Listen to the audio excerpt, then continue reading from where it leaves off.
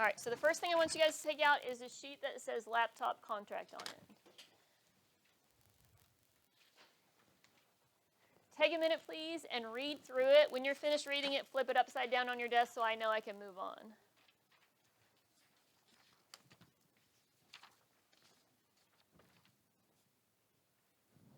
Take a minute and read over it. When you're finished, flip it upside down on your desk. That'll tell me I can move on.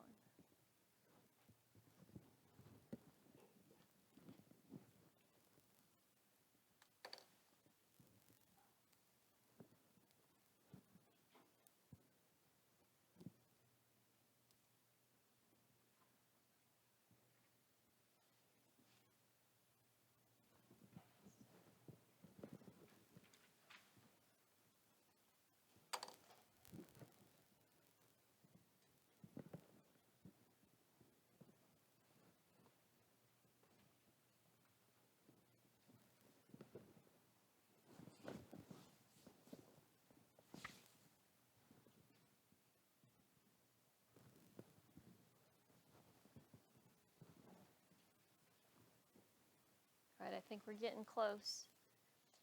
So the gist of this contract, and you don't have to sign the contract. If you don't agree to these terms, you don't have to sign it, but that means we've got to work something, we do work around whenever we have a technology assignment. We don't have one super often. I try to do one once a week, but it doesn't always work out that way. And with us, it's going to be interesting because I had more laptops and they took them from me, so now all I have is 16. I have just a few more than 16 people in here, so we'll just have to wait and see how that works out. The gist of the contract is that you are going to use it appropriately.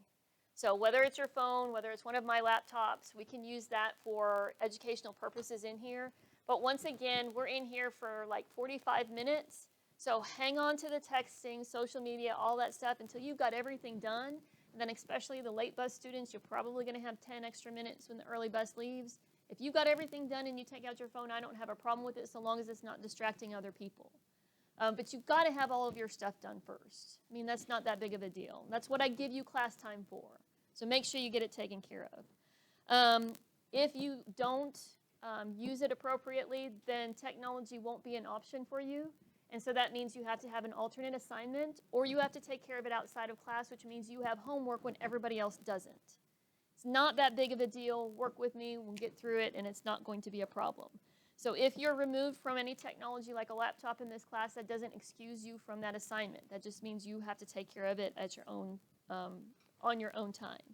All right, so if you agree, if you think that you can handle it for 45 minutes, print your name, please. Sign your name, so that's any cursive-y kind of thing. Today's date is August 19th, 8/19. Yes? So there are a lot of students that do bring their own laptops, and I'm fine with that. There's pros and cons with that, but you still have to follow. So like you can't be chatting or playing games just because it's your laptop. I still expect you to follow the guidelines. Just keep in mind too that every once in a while, like we'll be on a site that's a decent site, but they found a way to put a virus on, and ours will go beep beep beep. You contracted a virus. And all we have to do is shut ours off and turn it back on because it'll wipe everything out.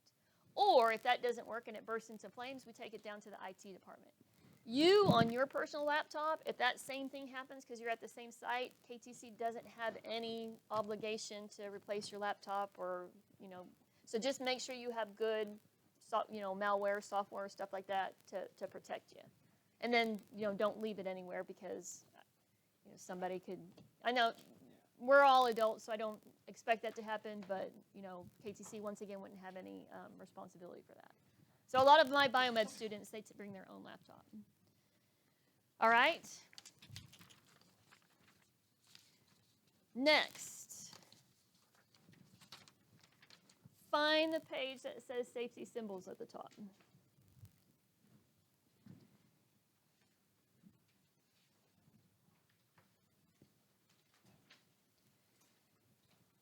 Eventually, you're going to have a lab safety test. I hope to do it next week like Thursday or Friday so that we can get it done and start doing some hands-on stuff. Once again, it all depends. I try to plan, but best laid plans. For lab safety, you would need to be able to recognize safety symbols and describe what they mean. The thing with safety symbols is that they don't always look exactly like this. You have another sheet in there that says GHS pictograms, GHS symbols, and they're pretty much universal. So like if you're in auto or welding or something like that, chances are you've already seen them, and they always look the same. And we'll talk about those in a minute because they're a little bit easier. But especially for something like, life science or biology, which is life science, or chemistry or something along those lines, you might see these symbols also along with the GHS symbols. So I kind of want to point out a few things on here because some of the symbols are a little bit hard to see and to make out. So this one right here says disposal. If it's got the little Ghostbusters sign on it, does that mean you should throw it in the trash can? Thumbs up, yes. Thumbs down, no. If it's got this little symbol on it and it's posted on something, can I throw that in the trash can? Thumbs up, yes. Thumbs down, no. This little Ghostbusters symbol, that means no. So if you see this symbol on a container, on a chemical, that means you can't throw it away in the regular trash can. It's got some special kind of disposal purposes.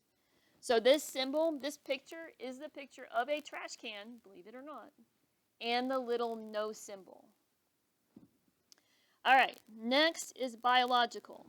I want to compare biological to radioactivity, because these are the two symbols that on the test, like if it's wrong, those are the ones people get wrong. So radioactive symbol, that means that substance is radioactive. Biological means that this is a biological hazard. Here's how I remember the difference. Biological, bio means life, and these look kind of like little claws. So like, it could be like an animal or something like that, which life, so it's goes with biological. Whereas this one right here doesn't have the sharp, pointy little claws. So that one's indicating radioactivity. Make sense? All right, make sure you can tell the difference between them. Like I said, you can take whatever notes you want to on here. This is yours to keep, and we're going to put it in the notebook eventually. All right, this one says extreme temperature. Does this glove look like my little nitrile glove, like a little doctor's glove? Does that look like this guy right here? No. So this looks like a big, thick, heavy oven mitt.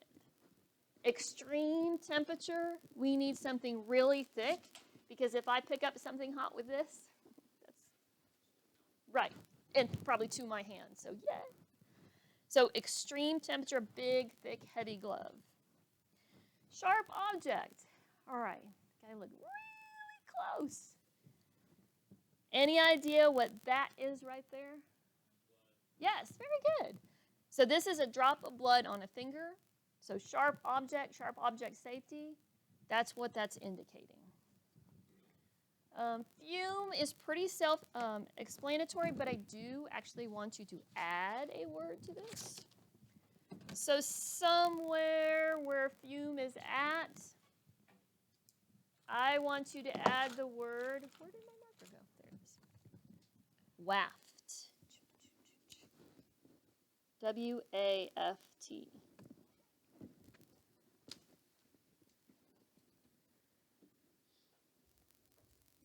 So depending on who your science teacher was in the past, how many experiments you've done in the past, you may or may not have heard this term before. But when you're observing the odor of a substance, you have to be careful. Some things like cleaners, they're really harsh. And if you inhale these really harsh chemicals, it will rip out your respiratory system all the way down to your lungs. It can do damage all the way down. So we don't know whether or not this chemical that we have before us is safe. So what we do is we waft the chemical. And that means you kind of gently blow the odor towards yourself so that you can observe what it smells like. Wafting is a safe procedure. Wafting is good safety guidelines, good safety procedure whenever you're observing. Now, fumes in general, what this one is talking about is a little bit more like, when fumes are being produced and how that can be a hazard. But once again, it can be a hazard to your respiratory tract. It can destroy that delicate tissue. Your lungs, the alveoli in your lungs, is super delicate. Some of these structures are like 1 cell thick. And if you have scar tissue on top of it, scar tissue is just adding more skin, whoop-de-doo, gives you a cool little scar on your body. But if it's on your alveoli, which need to be only 1 cell thick, then that oxygen can't get through where it needs to get through, and you're in big trouble. So we don't want scar tissue in those places. So it heals, but then you don't get any of the oxygen. You basically suffocate even though you can still breathe. All right, so electrical is pretty self-explanatory. Irritant, that's talking about the fact that you might be handling things that can give you a rash or irritate the skin. Chemical, I've seen that in a few different ways.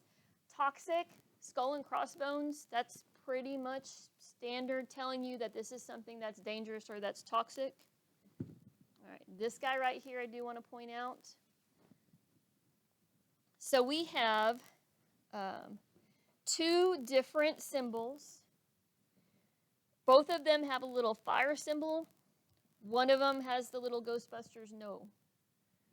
This symbol is just telling you that open flame is present, so you might be using it as part of a lab activity. We use alcohol burners. Mrs. Newman uses Bunsen burners all the time to sterilize stuff. So that might be part of the safety guidelines for our lab procedure. But if you see this on a container or on something, that means that this is flammable and you need to keep it away from flames. So when we do our bacteria unit, we've got 2 different situations. We need to sterilize our inoculating loop, so we need to pass it through an open flame, but we use ethyl alcohol, we use ethanol to sterilize the table, to wipe off the table, which is highly flammable, so we've got to watch that we're not using those things at the same time. All right, the ones on the bottom I think are pretty self-explanatory with the exception of radioactivity, but like I said, that one is the one that's always difficult in terms of comparing it to biological. So make sure that you understand the difference between those 2. Any questions about these? All right, so this was a pretty brief overview. You're going to be asked to make sure that you study, make sure you read over these, make sure you understand the hazard, especially that goes along with it. The remedy is probably common sense for us, but the hazard that goes along with it and what kind of precautions to take are probably the biggest things to take off of this sheet. All right, stick that back in your file folder. Find the one that says GHS pictograms.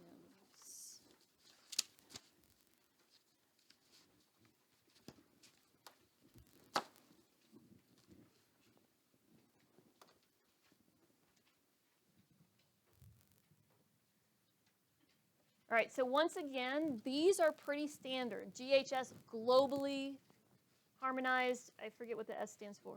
Pardon? What does it stand for? Globally harmonized, what's the S stand for? Symbols?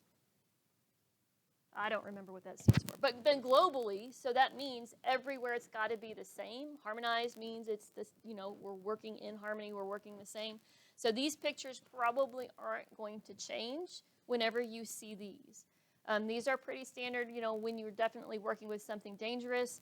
The symbols that we just looked at, those are pretty common for high school and junior high science classes. But you got to know both. You got to be able to recognize both. All right, so explosive is pretty self-explanatory. I want to talk about these 2 right here and the difference between them. So they both kind of have the little flame-looking thing on there. But this one is oxidizing and this one is flammable. So this is kind of back to the flammable symbol that we just looked at. And as it turns out that flammable symbol is different than this one. So here, that looks like our open flame symbol. Whereas the flammable is don't do this, it's flammable. So that's why I said, you've got to be able to be flexible in these and look at the situation that's involved. The difference between them is this little O. So the O is for oxidizing. Flammable means this is flammable. It can catch on fire. It can catch on fire. So make sure you keep it away from open flame. Make sure you use it appropriately. It is a substance that can catch on fire. If it's oxidizing, oxidizing means that it can react when it comes in contact with oxygen. Where do we find oxygen? Here and there and like pretty much everywhere, right? So if I've got a container and the container has this oxidizing symbol on it and I open it up, Then whatever, like potassium is a big one. Lead, I think lead's a big one as well. Sodium, no, not lead, sodium. Sodium's a big one, a big oxidizing agent. So it has to be packed in a special oil, because if you have pure sodium, it's going to go ahead and react. Maybe that was water. Yeah, same difference. So you open it up, and it can react with the air around you. Whereas flammable means that you've got the fuel, but you need the energy to get the combustion started. Oxidizing, you have the fuel, and essentially you have the energy because all it has to do is be exposed to oxygen to start to react. The flames are a little bit deceiving because it doesn't have to start on fire. It can just simply be a reaction. But that's the difference between those two, so make sure that you pay attention to that. All right, gas pressure, that's like a little CO2 canister. Corrosive. So I want to point out the fact that it looks like the hand is dissolving, right? It looks like the hand is dissolving. The hand is not dissolving. You have to watch that word. Dissolving is a physical reaction. So I have a glass of water, I take a scoop of sugar and I put it in there and I mix it up. The sugar dissolved into the water, right? Is the sugar still in there? Can I get the sugar back out? I can. I actually, man, did you never, like in elementary school, put sugar in water and then let the water evaporate back out and have the crystals grow on a string? Oh, I feel sorry for your elementary science if you never grew rock candy in your elementary science class, because you can. You just let it sit there, you put a little string in there, you evaporate out the water, and the crystals will grow back on there. Bam, you got sugar, you got your sugar back. It's a physical change. So when you dissolve something, you're breaking it into teeny tiny pieces that you can't see, but it's still there. You haven't changed it into something else. You could take that string out and munch on the sugar on the candy that you made. The hand's not dissolving. I can't evaporate the chemical off and get the hand back. This is going through a chemical reaction. So corrosion is a chemical reaction. We got auto people in here. So is corrosion good? No, corrosion's not good. You drive on those icy streets and you get salt kicked up in there. You want to wash that off real well. Your paint has a chip in it. You want to cover that up with either paint or some other sealer or something like that, because it's getting to the metal and it's oxidizing and corroding. So it's breaking down. It's going through a chemical reaction. It's not there anymore. You can't get it back. So corrosive, that does not mean it's dissolving. Corrosive there again, Scullin talks about. So exclamation point. Normally when you see that, that's like something hugely dangerous. Of all these symbols, that's like the least dangerous thing. It's just saying, hey, watch out. There might be an irritant, skin irritation. Maybe you got to wear gloves with it. Just, hey, don't rub it in your eyes. So of all the ones that we have, that one is actually like the least dangerous symbol that we see. All right, this dude right here with the little kind of Iron Man symbol on it. Carcinogens are things that cause cancer. Mutagens are things that can mutate your DNA. So this is some really bad stuff, and that doesn't mean that you can't work with it. In years past, our dissection specimens had that on the package because formaldehyde is a carcinogen. It can cause cancer. So it doesn't mean that you stay completely away from it. It just means pay attention, make sure you're wearing the appropriate safety equipment while you're using this substance. An environmental risk, so aquatic toxicity. Notice that the tree's not happy and the fish is not happy. So this can affect both plants and animals. All right, any questions about those? Okie doke. All right, one last one for today. The lab equipment one, we're going to look at this tomorrow. Like I said, if you've got your notebook with you, that would be great, because that would be super helpful to take that in. All right, student lab safety contract. This one we are going to go through in the very annoying way that you go through paperwork on the first days. We're going to read each one of these general rules. Nobody likes reading in class. I get it. I completely 100% understand that. However, that's a nice, easy grade. So you're going to get your first nice, easy grade today. I'm going to draw your name. You're going to read a general guideline for me. And on top of that, because I do so appreciate your bravery, you will be rewarded with your choice of a snack. So I've got Tootsie Roll Pops, I got Starburst, and Snickers over here if you like the chocolate. Just all I ask is that you Germ-X your hands before you grab something out of there. We don't want your cooties. Okay, so the very first paragraph on there, this is a hands-on course. The problem with that is that our hands-on portion is kind of limited at times, and I honestly don't know how this class is going to look in the future, because you were in here when Mr. Wilson was talking about they might move us down to the seminar room so we get a little bit more room. If that happens, whenever we do a lab activity, we'll probably have to like half and half. So half are working on an assignment, other half are doing the lab. Then the next day it flip-flops. So that's where it becomes really important that you let me know if you're going to be absent ahead of time. Because if you're in the second group for the lab and you don't tell me you're not going to be there that next day, then you're just missing out on it and you have to do another assignment. But if we've got something coming up and you tell me you're not going to be there, well, I can put you in the first group so that we can get that taken care of. Communication is super important, so make sure that you let me know. Lab activities will be highly utilized. That might be a little bit of an exaggeration, but I promise you I try to do as much hands-on stuff as I possibly can. So we kind of have to see how things go. In normal years where we don't have to deal with COVID restrictions and guidelines and stuff like that, I do try to do something once a week. I'm not entirely sure how it will run this year. We just got to play it by ear. Safety in the science classroom is the #1 priority for students and teachers. To ensure a safe science classroom, a list of rules have been developed and provided to you in this student safety contract. These rules must be followed at all times. Any violation of these safety rules will result in the removal of your laboratory privileges. Once you've read this contract, please sign and date the form. A copy of this form will be kept by the teacher and used in case of an emergency. Once again, I think we're to the point where all of this is pretty much common sense, but I just want to make sure. Doesn't hurt to run through it really quickly because it is safety. Safety is a big priority. And like I said, it gives you a nice, easy grade. So your first grade is a 100. Woohoo! If you turned in your syllabus confirmation sheet signed, then you've got 2 100s. Woo! Get that turned in as soon as possible. I'll probably set up a due date next week sometime, but just get it turned in as soon as possible. All right, general rules. Please read #1 for me, Ben.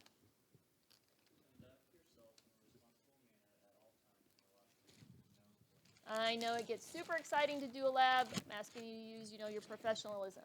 So help yourself. Like I said, make sure you Germ-X before you dig through there. #2, Austin.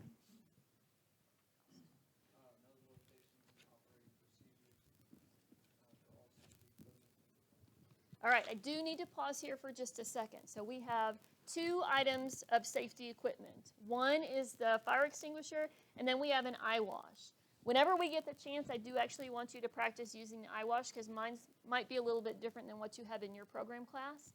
But for the fire extinguisher, if you've learned fire extinguisher safety, then you know a 4-letter word that tells you how to use it, and that 4-letter word is? I'm so sad. What? No, not fire. That's what you yell when you hear it. Pass? Have you not heard that? I'm so sad. Yeah? Okay, so I would think do I have even any welding students in here? Okay, well. At least there's one. I was about to be really, really sad. All right, so then I would suggest that this would be something that you definitely write down. Usually this is just a big total review for people. Wherever you've got room, maybe on the side here, we want pass. So P stands for pull the pin.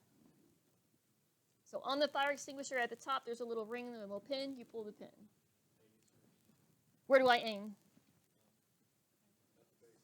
Okay, so A is aim. You're going to aim at the base of the flames, at the base of the fire, where the fuel of the fire is at. Okay, the first S.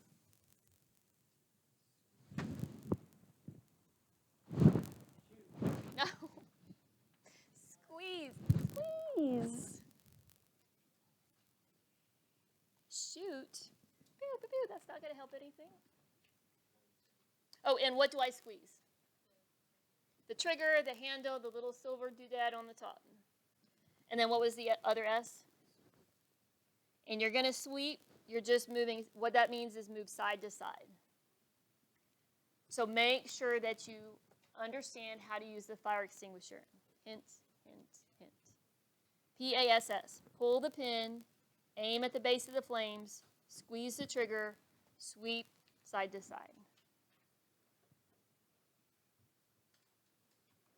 All right. And then we've got an eye wash. And for the eye wash, like I said, I hope to have you pull you over one at a time so that you can at least see how it works, because it might be a little bit different. All right, Austin, if you want to help yourself, if you haven't already, I wasn't keeping track. All right, number 3. Number 3, Alicia's not here. So, Gavin.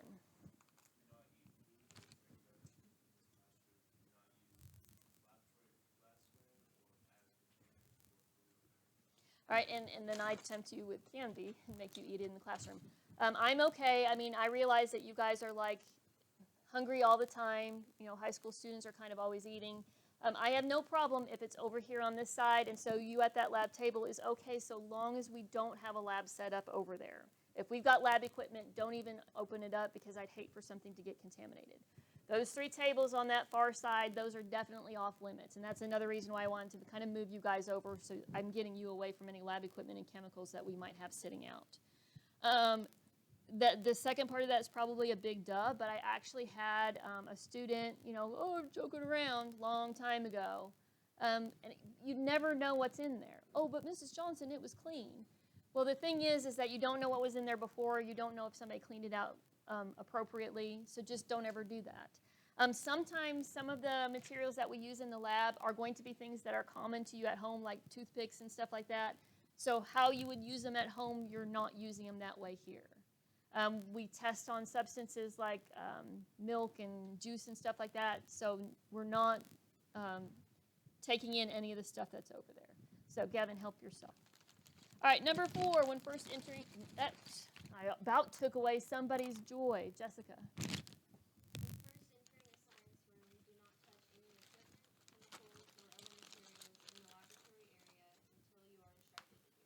And that's just because stuff might be hot that's sitting out, so just wait for instructions. Even if you know we're doing a lab, just give me a minute. There might be something I need to go over. Number 5, Fernando.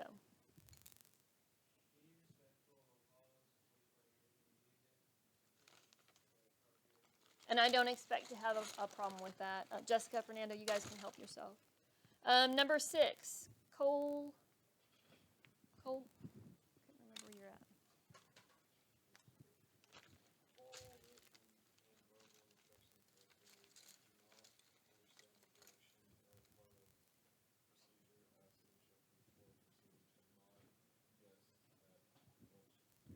Absolutely. And so the number 1 cause for problems in the science lab, for accidents in the science labs, is not following directions. And it might just be that you don't understand the directions. If you don't understand, if you ever don't understand something, then make sure you ask. I would suggest you ask your lab partner, whoever you're working with first, and then make sure you ask me if they don't have an appropriate answer. All right, number 7, Landon.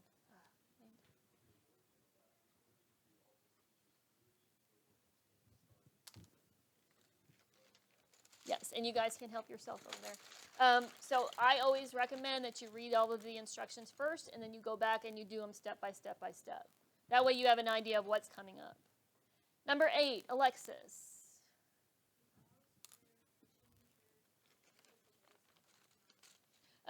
The push in the chair is probably the biggest one for us, especially since it's so packed in here. Like if you get up and do something, make sure you tuck it in so other people can move freely. Number 9, Oscar's not here. Kyle.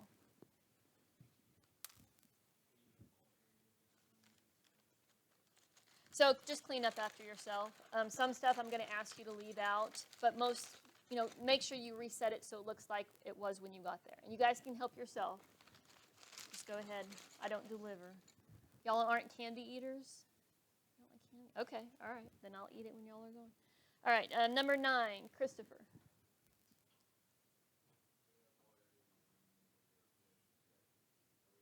Oh, I'm sorry, number 10, you're right.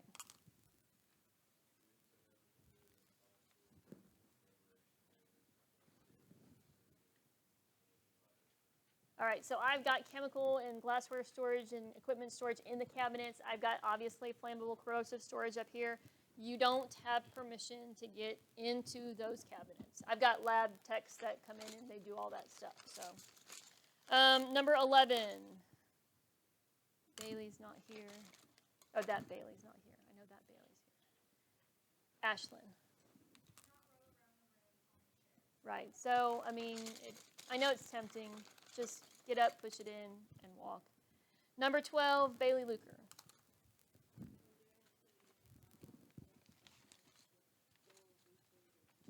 So every once in a while when you have time, we do a little activity with like little roly-polies to look at statistics. And so we're just going to treat stuff with respect.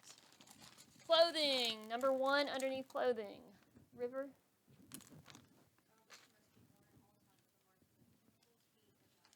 Okay, so that sounds like a good test question, doesn't it? Those are the 3 things that you would make sure that you're wearing goggles for. Now, there are going to be times where maybe we have a beaker of water and I say we're okay without goggles on. But generally speaking, if you're working with chemicals, if you're working with heat, especially open flame, if you're working with glassware, you need to have safety goggles on. We were dusting for fingerprints this morning. They wore goggles even though they didn't have really any of those things, although you could call the little iron shards chemicals. The thing is that I don't wear safety glasses unless we actually need to, but if we have to wear safety glasses, let's wear them through the entire lab. So those little iron filings, if that weight dish flips, which they're really flimsy, so it's really easy, that's going to shower everywhere. You may not get it in your eyes when it dumps, but it might be on your hands and you don't realize it, and then you rub it into your eyes. So getting those little itty-bitty pieces of metal in your eye is not going to be fun. So if it says that you wear glasses, goggles, safety goggles for the lab, it's throughout the entire lab activity. Number 2, Michael's not here. Noah. No, wait, yeah, Noah. No, I had the wrong. Okay. Closed-toed shoes that completely cover all parts of the feet must be worn during lab activities. Would you go ahead and read that long hair? I don't know why they're both there, but go ahead. Long hair must be tied away from the face and out of reach of chemicals and flame. So we don't have a whole lot of open flame, but we do have sometimes some chemicals that you might not want to get your hair in.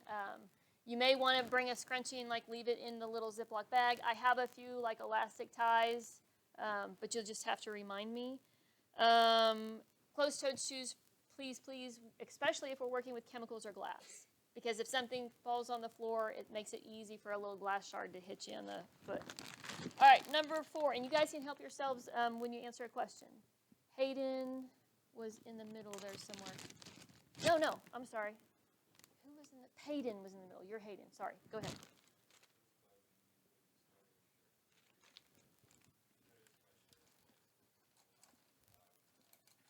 Just make sure that you pull them back or roll them up so that you're not getting it into the chemicals. Number 5, Colby. Colby? Oh, you're Cody, right? Or are you Colby? Colby? Oh, okay. I'm sorry.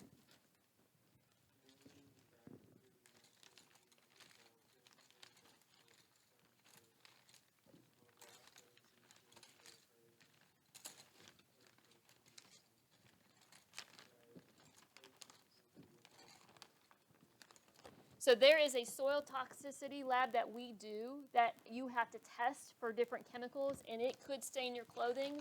So we'll make sure that we have something on to protect your clothing. Let's do one last today. Caitlin? Caitlin D.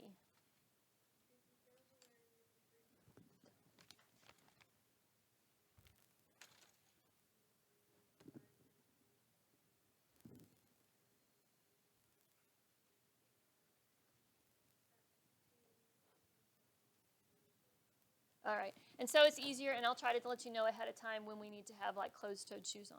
All right, if you would, make sure all of those papers are back into your file folder.